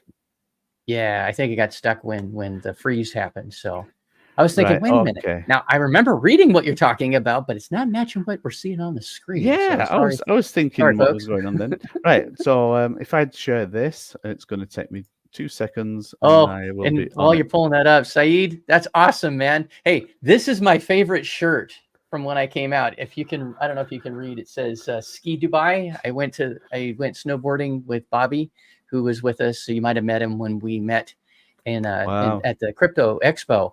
And he says, "You just won a tour in a supercar with me when you visit UAE for wearing that flag." You bet, buddy. Wow. I do plan to come back. So you're on. I will absolutely accept. Well, I wear this shirt all the time. And check it out. See, there you go. How about that, Saeed? Huh? Cool shirt. I love it. Yeah, Saeed. Next time I need to be on the show, I need to be wearing one of those shirts as well, and then we can all go out driving. Yeah. Yeah. Saeed is a great member of the community, and it was such a good privilege to actually meet you in person and to talk about family values, right? And these are the values that we want to bring into Cosmic as well, because it feels like the Cosmic family. We're cadets, but we're a family, and we want to be creating a game that's child safe to a point. We're going to be. There's going to be a certain amount of first-person shooting, so maybe children of a certain age, Is that better? Yeah. Can you actually see? Yeah, we can see it. Because when I was looking on my screen here, it was actually showing the page I was on, and it's yeah. So I think the freeze did it. Sometimes with StreamYard, it when something like that happens, and then you can still see stuff, but folks can't see you or whatever. That's all right. That's all good. So just to show you on screen, I covered like the Cosmic Forest Treasury, and we did talk about planet co-ownership. Mining, I talked about taking the raw ores and the raw resources, and there will be refining that happens. It will be in the beginning there'll be cosmic refineries, but the refineries can actually be owned on each planet, and at some point in the future, it may be that the actual refinery, you're refining, you've got a few different processes, and then further down the line, you may be able to sell off one of the processes. So there's all this interesting thing. So if you think of civilization and the way that things happen in the real world, it may be that one company does a lot of different things, but then down the line, they can split off and sell part of the company, maintain what they're doing, but they decide, all right, I'm selling that part off. We've made some profits on that, and we can continue refining what we're refining. So I'm just saying we're thinking about things like that as well. And a big area to talk about, and this will be on a different show, because I think we can go into different detail on that, is manufacturing. And this is one element that gets us very excited, actually, because it's all about blueprints. And so you imagine incorporating the mining, refining, and all the resources then that you need to actually create, whether it's starships or weapons, ammunition, transportation vehicles. It could be anything, but you buy the blueprint, which enables you to create so many of a certain item. In the future, we'll be creating blueprints that basically it gives you options to be able to create one-offs of certain items. So you've got like customization. So there you go. Manufacturing is a big part of what's coming up in the future. That's going to be like built into the white paper and built into the game. And then, of course, in the background, the thing that actually drives everything on the economic scale is the marketplace. And this is the place that everybody will be able to buy and sell their NFT digital assets. And this comes right down from the mining, actually being able to sell raw materials like the ore. You'll be able to sell iron ore or whatever on the marketplace. Now you're talking my language. Yeah. I like this. I like this kind of stuff. I like the bang bang and stuff. But yeah, this is good. Well, this is the side of stuff that you like, and this is where I say there's different levels of gameplay that people can get into. So this is more the economic gameplay, where you have a mine, you can use the marketplace to sell the raw materials to a refinery, or you can employ the services of a refinery and they can refine things for you for a cost. Then the other customers that are going to be coming along are going to be the manufacturers that then want the raw materials to actually manufacture, and the end products are going to be open to everybody that wants to have that better vehicle. And it doesn't actually come down just to manufacturing, it comes down to like building materials. So imagine that you've got a quarry and then you need marble because you're going to build a marble mansion, all this kind of things. So this, what's this say? This is Steve. So if I found an artifact, I would be able to manufacture that and sell it in the market. Well, that's a good question. Now, if you were mining and you found an artifact, well, because it's an artifact and we're talking an alien artifact, it would have a good value to it. So there could be an artifact sort of collection station. So you would have the possibility of maybe selling the artifact direct to the Cosmic Force treasury, because every artifact that comes along has got the potential for bringing new technology to the game. And so there is an interest within Cosmic Force to actually collect them artifacts and build a better civilization. Now, an artifact isn't a blueprint. It's an ancient artifact. It doesn't enable you to build other artifacts or items. That the blueprints are NFTs that have been designed especially for certain machinery or like I say, starships, or it's a blueprint of a certain item, and it means that you can then create that item. So at the moment, you wouldn't be able to mine and find blueprints. Blueprints are what need to be purchased from the treasury, unfortunately. But finding an artifact would actually be the next best thing because they have a good value. Yeah, and when it comes down to the marketplace, it'll be like the center of all activity, and this is right across the board. And then this actually brings it on to a nice point, because I'm just looking at time. So cosmic blockchain nodes, and what we've said so far about the cosmic blockchain nodes are that there's going to be there's quite a few nodes available. There's 300 nodes, but the way we're working things is that there's 1 million cosmic coins, and they'll be rewarded to the validator nodes over a 5-year period, starting from mainnet launch. This is something we thought about right from the beginning, because we know in the beginning there wouldn't be the and this is funny enough. Before, like, Nick was talking about this, and it's like, yeah, this is what we're talking about. It's like any blockchain when it starts won't have the traffic to reward the node holders enough what they actually deserve, and so we're releasing like 1 million cosmic coins, and they will be distributed to the node owners over the 5-year period. So on that front, like what, 16,666 a month that's distributed evenly. Yeah. So on that front, because of time, we've already talked about Cosmic Force token. We're gonna be linking it up in liquidity. We're going to be looking at using gold as the stable pairing that we do. We've talked about alpha NFTs and OG NFTs. They're the NFTs that are currently available that give you discount for buying other items. Now, power cores, we could have done a full show on power cores. And what you need to do is look into this page, read this page, and understand that if you buy Bitcoins and you fuse Bitcoins together,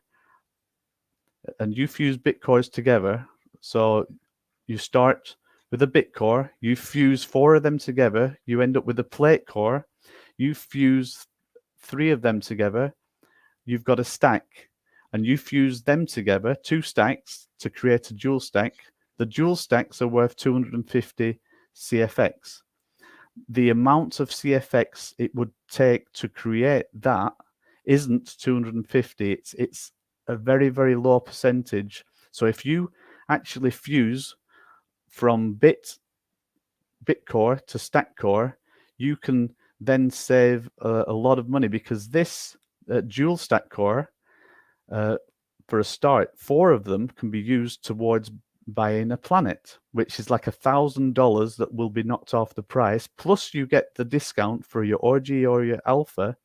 And not only that, if you buy a planet share, once we go live, these dual stack cores will be staked and not actually given away and sold into you buying the power to the planet.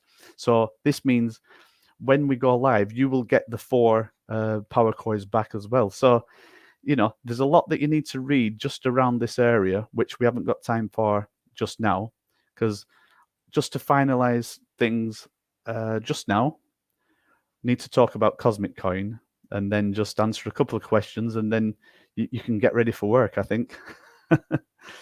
We can go a little bit over if we need to. That's fine. That's all right. So Cosmic Coin is separate to Cosmic Force token. Cosmic Force token is the token. It's the in-game token that will be used within Cosmic Force. The Cosmic Coin is the coin for the blockchain, it's the native coin used to pay for gas fees for all transactions right across the board, and that would be for multiple games and applications that end up being on the blockchain over time. So this is now the opportunity that's going to be coming up with Cosmic Coin, and we will be doing a pre-sale on it. We're not doing a pre-sale yet. We're not going to be doing a pink sale. We're not doing a pink sale for Cosmic Force token. We're going to do with Cosmic Coin the same as that we've done with Cosmic Force token. On this one, let me just show you something real quick. Right, so all I'm doing at the moment is I'm just going to the DApp. I'm going to the Cosmic Force token, and I'm going to share this tab. There we go. Right, so this has been running for quite a while. I just need to connect. That's all right. I'm just putting my password in, but it doesn't show. It. I just removed it while you're doing that. Just in case. Gotta be safe. Yeah. Okay. Yeah. You can ready? Put it back on. Yeah. It's all right. Right. So what you can see on this screen, this is Cosmic Force token. Now there's going to be a screen something like this for Cosmic Coin, but it's going to be more aggressive. So for this, we are talking that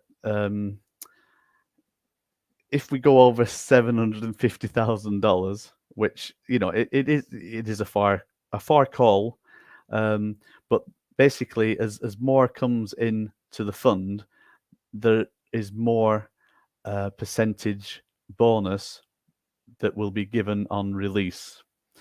Now, the little thing that we didn't talk about is that we will be releasing on Binance, and it's in the document that we talk about a bridge, and we're creating two. Well, it's sort of one bridge, but it's one bridge that will be looking after CFX and be looking after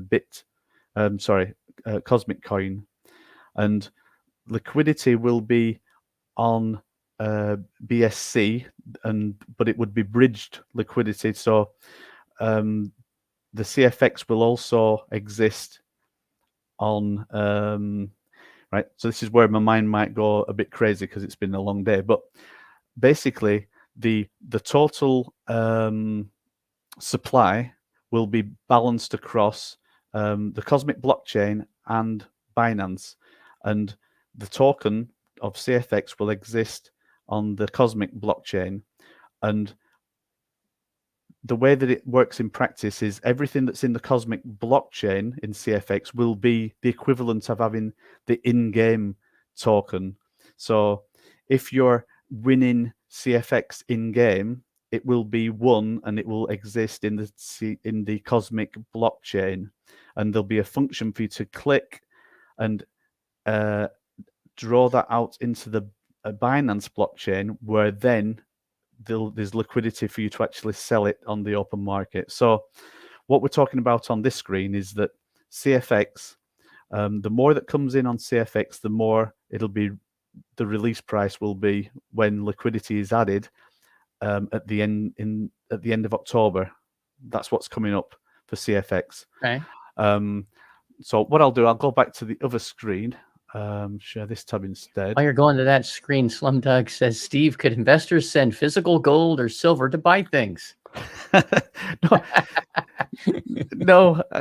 I think, well, I had a business recently with WaveM Studios. We do a lot of documentary filming and stuff in the past, and part of things that we've done in the past is that we made Blu-rays and we were posting out to different parts in the world, and and if you talk about the postal system and the amount of items that you might get returned because you've got to pay like tax, import tax, and you've got to do this and that. Physical items, you think about packaging up some gold and putting that and sending that across somewhere. I think the answer's no.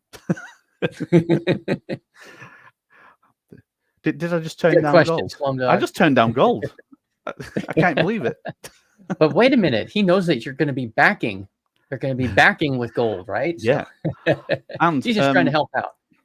Well, the thing is, we're looking at for different companies for doing the backing, but the one that we're looking at the most and the one that I think we'll go with is Paxos. So that's PaxG on Binance, and they give a promise that, and I think in New York, I think they've got an office or a bank in New York, and literally you can exchange your crypto for gold, right? And that's the promise that they give. So you can do the 1 ounce of gold for whatever it is at the moment in crypto, and they'll give you instantly. Is that's the promise that they give? Whether they actually do that, Wow. I'm not sure. So we want to go with a crypto that's actually backed with real gold. There's got to be real gold there somewhere. It can't just be that they're following the price, because that's not good enough. There's got to be real gold. It can't be FTX backed. Yeah, we don't want it FTX backed. Yeah. So so we'll not go into full details here. There will be 21 million cosmic coins. This is what a cosmic coin looks like.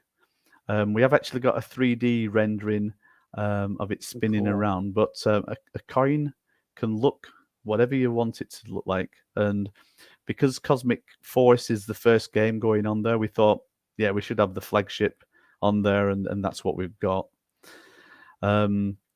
Now, the important bit, I think, before we go is understanding what the bonuses are going to be, and it's not even coming up yet. This is going to be the end of October, but just as a quick insight, we're looking at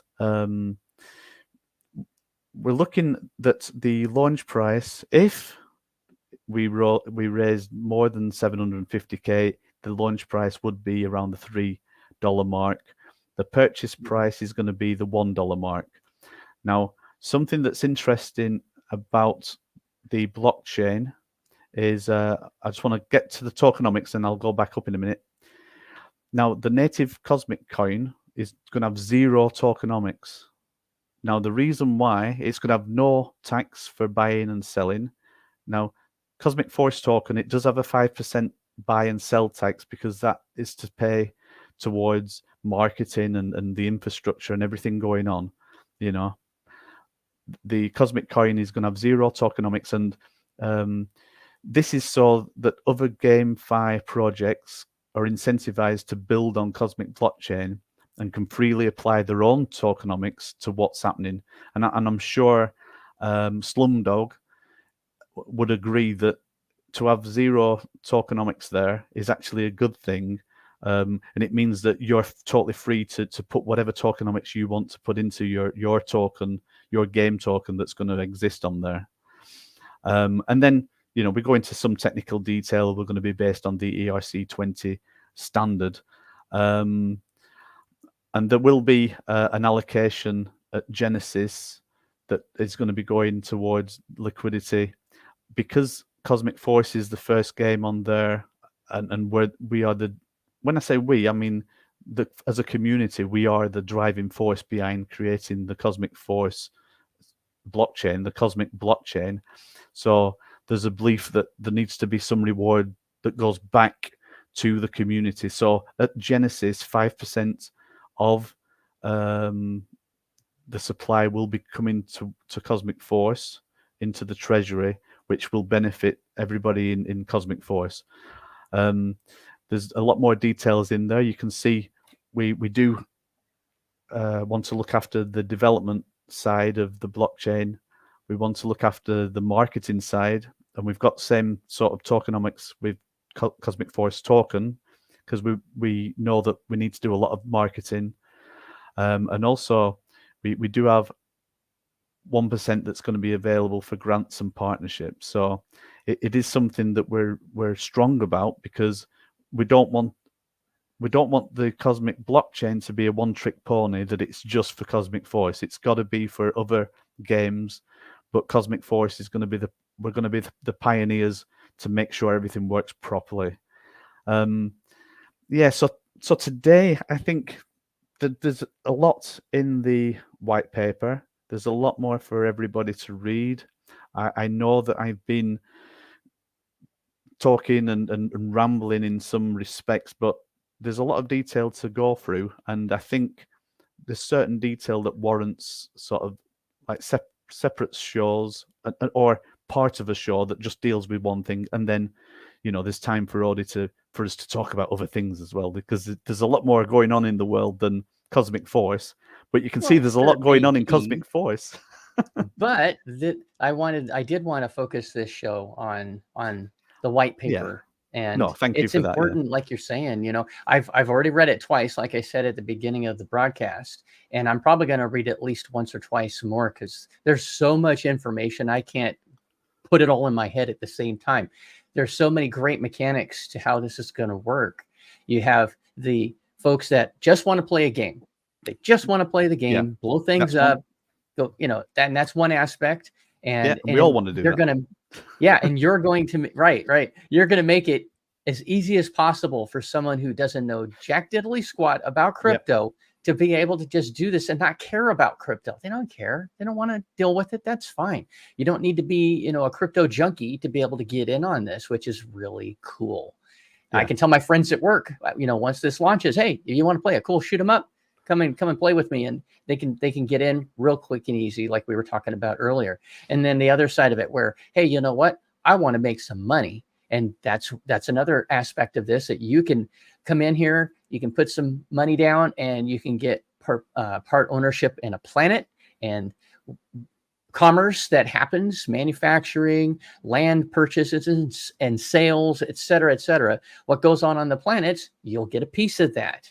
And then when things happen, when transactions happen on the cosmic blockchain, whether it's in Cosmic Force or from Cosmic Force or any other projects that are on the cosmic blockchain, node owners will be able to get a piece of that action too. So there's passive income plays, there's playing. And in the third aspect, I guess I could say, is the developers. You want to bring your project or port it over. Maybe you already have a project and you want to port it over to Cosmic Blockchain. There you go. Yeah. Bing, bada, boom. And, exactly. A quick question before we go. Last I remember, Cosmic Force is still planning to launch or be a part of the Vitruvio blockchain. Is that still correct, or are you holding off for the time being? Oh, right. So, from the beginning, we have invested in Vulcan. So we did the sacrifice. We also invested in Uxie, because we wanted to do some preloading on some liquidity for launching the token on Vulcan. So as investors, like, we have a big desire for Vitruvio to actually succeed. So, like right now, we're on Binance. We'll be using Cosmic Blockchain. So we're already a multi-blockchain project. But we're already looking that in the future there may be like side projects or an arm of what we're doing that might be just right for actually living on Vitruvio. Now, it could be something to do with more geared towards the NFT side, or it could be that we create the shop window and an easy way in from there. But the simple answer is yes, we want to do something on there. We're not going to be moving the entire game on there, which might have been the initial idea right in the beginning. But we're certainly going to be looking at how we can work together, and it could be part of a multi-blockchain strategy that we work on. So our commitment is we want Vitruvio to be a success, and whatever way we can help make that happen, then let's do it. Thank you. I appreciate that, Steve. Teddy One has a pretty good question. Can Cosmic Force blockchain be rented out to Xbox or PlayStation in the future for extra rewards? It's a long shot question. LOL. Right. So let's break this question up. So can Cosmic Force blockchain be rented out to Xbox or PlayStation in the future for extra rewards? So we're after renting. You're talking about renting out the blockchain. You're not talking about renting out the game. You're talking about renting out the blockchain to Xbox or PlayStation. So I'm trying to understand exactly what is asking Teddy One. What do you think I'm he's kind of asking? guessing. I'm thinking maybe give access to it. Maybe that's what Teddy's talking about, is so that they can we can mutually benefit each other if they have games that can be tied into the Cosmic blockchain. Right. Is that am I thinking of that right? It might be. All right. He's talking about the blockchain servers. The blockchain servers. Yeah. Okay, right. So I know that that software as a service, that servers as a service, does happen out there, and I know from time to time that game infrastructure means that certain times there could be, for example, if there's been a new release of a new level or a new digital upgrade to certain games, there's a demand, but the demand isn't there to have them servers there all the time, and you need the extra capacity. So would we allow the extra capacity to jump in and literally use our servers for that purpose? I'd have to look into that and work out how that the bottom line is it needs to turn into rewards for the actual validator owners, the people that are running these servers. I can't see how it would work directly at the moment, because part of the rewards is to do with like actual like writing to the blockchain as well, which for PlayStation or Xbox they wouldn't be actually writing to the blockchain because their games wouldn't be on the blockchain. So it may be no at the moment. But what I can say that relates to Xbox and PlayStation is we will be working with them in the future to try and get in the releases on Xbox and PlayStation. It's a bit of a closed shop at the moment, and I think we need to prove ourselves to a certain point before they may open the door to us. But we're definitely looking to getting Cosmic Force as a game on there, and what that leads to in the future, I don't know. It could be exciting. Prove yourself enough, and they'll come find you. That's what those big companies do, right? They'll come find you, and then you'll get a $10 billion check, and you'll own an island chain in the South Pacific or something. Now, and just to clarify on that point, right? So, say for example, in the future we decide to launch certain aspects of the game on Steam, right? Any income that comes from Steam, or if there is a check that comes from Xbox or whatever, that goes into the Cosmic Force treasury, right? And then so it's distributed in exactly the same way as NFT sales and everything like that. And this is again something that's very exciting. Yeah. Yeah. So I know that I had to cut this a little bit short, and I feel bad. And No, I'm sorry if let me ask you this, Steve. I don't know what your plans are looking like the rest of this week. I know that there's more that you'd like to go into, and I would certainly love to hear more. Would you like to make this be a part 1 of 2, and maybe pick up where we leave off here on maybe Thursday this week, or something like that? What do you think about something of that nature? Yeah, I have to look at. When I look at my diary, I know that I've got something later on Thursday. But if it was actually the similar sort of time to now, and we were finishing about now, then that would work, or maybe it's like one, or maybe it's 1.5 hours instead, So, but yeah, I think there's a couple of elements. Yeah, there's a couple of elements that we need to go into more detail, and maybe I can have some more visuals for. And I think for part 2, we need to go into a little bit more detail on the tokenomics for Cosmic Force token. More details on the power core and how you can work your way up from the beginning to end with power core and buy a planet, and then talk more about the cosmic node and the overall rewards that you can get. And I don't like making projections and spreadsheets, and I'm putting that over to the community, that there's enough details in there to do them sort of things, but yeah, let's do a part 2. If you work out if you're able to do that on Thursday, and that would work good for me if it's the same sort of time. Yeah, I can. I was looking at my calendar when I asked, just to make sure. I have Thursday and Friday open at the same time, so whichever works. If either one, sounds like Thursday's good. We'll talk a little more. I'll send you a message a little later just to confirm with you, and then before I post the announcement. But yeah, I really appreciate your time. I really do. And yeah. And I was going to say, and I've been looking at comments like coming in, and and it's good to see like people talking there. And there's going to be people that watch this after as well, so that they won't be part of the comments. So if they watch to the end now, they've got an opportunity then to jump on Thursday and ask the questions that they want, or put in the comments at the bottom as well. Yeah. Absolutely, and we'll try to make sure that we get to all of those questions. I want to thank everyone for joining us. Hanging in there.